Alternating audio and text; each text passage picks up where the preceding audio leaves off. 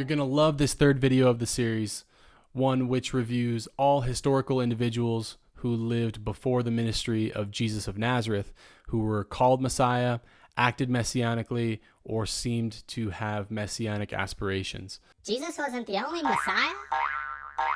No, Jesus definitely was not the only Messiah. So this is what you're going to hear.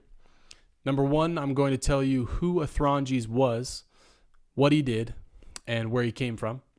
Secondly, I'll tell you why he is important, and I'll give you some ancillary details about him.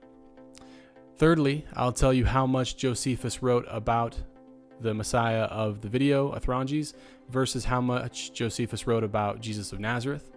It's interesting to see that comparison and highlight, how much Josephus cared about each Messiah. And lastly, I'll read you the primary source text from which all the information we have about Athronges derives. So Athronges was the king of the Jews, a Messiah circa 4 BCE in Judea. He lived as a shepherd, but assumed the role of king somewhat like Simon in Perea around the same time, after the death of King Herod. Since he claimed kingship in Judea, he likely lived there for some time. Athronges is important because he attempted to cut ties from Rome along with his Jewish counterparts, which he succeeded in doing for at least some time. Full sovereignty from the Romans was not ultimately established as he wished. His messianic position was cut short in his eyes.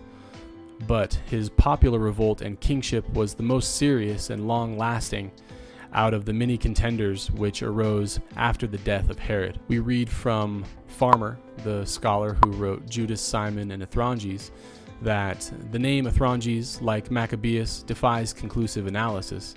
It has been derived from the Hebrew for Ethrog.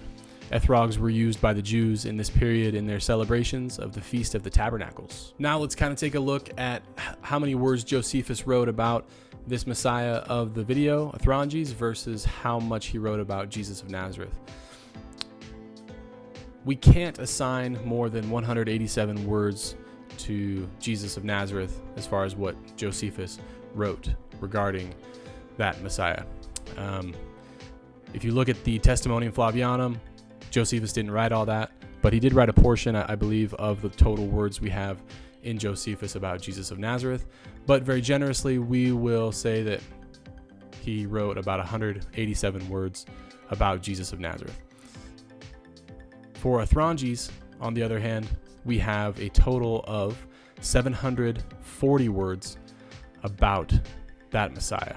So 187 words for Jesus of Nazareth and 740 words about Athronges. That comes out to over 4 times as much that Josephus wrote about Athronges versus Jesus. And now we'll get to the primary source material about Athronges, and that's found in only one author in 2 different texts.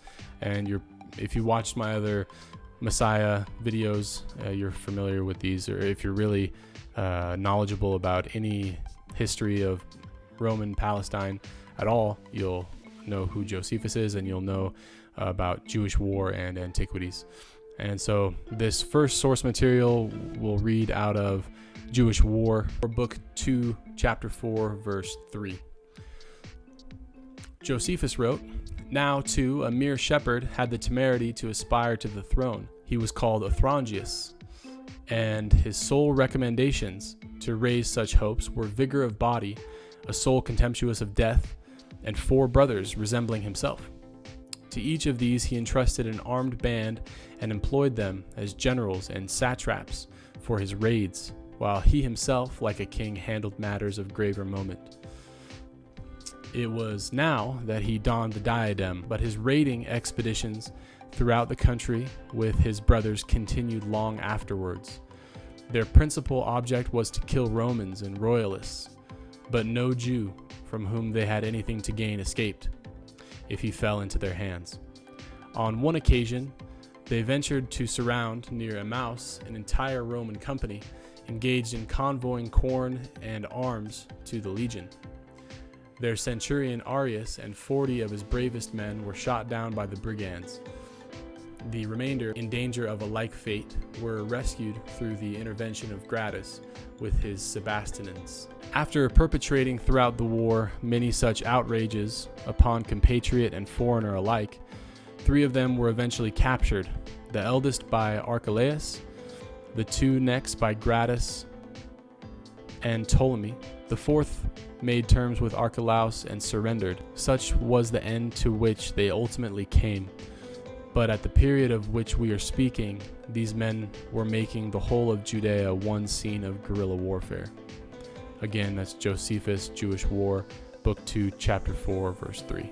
And in Antiquities of the Jews, Josephus wrote, "Then there was a certain Athronges, a man distinguished neither for the position of his ancestors, nor by the excellence of his character, nor for any abundance of means, but merely a shepherd completely unknown to everybody, although he was remarkable for his great stature and feats of strength. This man had the temerity to aspire to the kingship, thinking that if he obtained it, he would enjoy freedom to act more outrageously. As for meeting death, he did not attach much importance to the loss of his life under such circumstances. He also had 4 brothers, and they too were tall men and confident of being very successful through their feats of strength, and he believed them to be a strong point in his bid for the kingdom. Each of them commanded an armed band, for a large number of people had gathered round them. Though they were commanders, they acted under his orders whenever they went on raids and fought by themselves. Athronges himself put on the diadem and held a council to discuss what things were to be done, but everything depended upon his own decision. This man kept his power for a long while, for he had the title of king and nothing to prevent him from doing as he wished. He and his brothers also applied themselves vigorously to slaughtering the Romans and the kingsmen, toward both of whom they acted with similar hatred. Toward the latter because of the arrogance that they had shown during the reign of Herod, and toward the Romans because of the injuries that they were held to have inflicted at the present time. But as time went on, they became more and more savage toward all alike, and there was no escape for any in any way. For sometimes the rebels killed in hopes of gain, and at other times from the habit of killing. On one occasion, near Emmaus, they even attacked a company of Romans who were bringing grain and weapons to their army. Surrounding the centurion Arius, who commanded the detachment, and 40 of the bravest of his foot soldiers, they shot them down. The rest were terrified at their fate, but with the protection given them by Gratus and the royal troops that were with him, they made their escape, leaving their dead behind.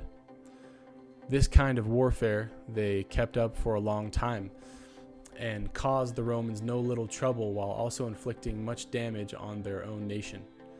But the brothers were eventually subdued, one of them in an engagement with Gratus, the other in one with Ptolemy. And when Archelaus captured the eldest, the last brother, grieving at the other's fate and seeing that he could no longer find a way to save himself now that he was all alone and utterly exhausted, stripped of his force, surrendered to Archelaus on receiving a pledge sworn by his faith in God that he would not be harmed. But this happened later.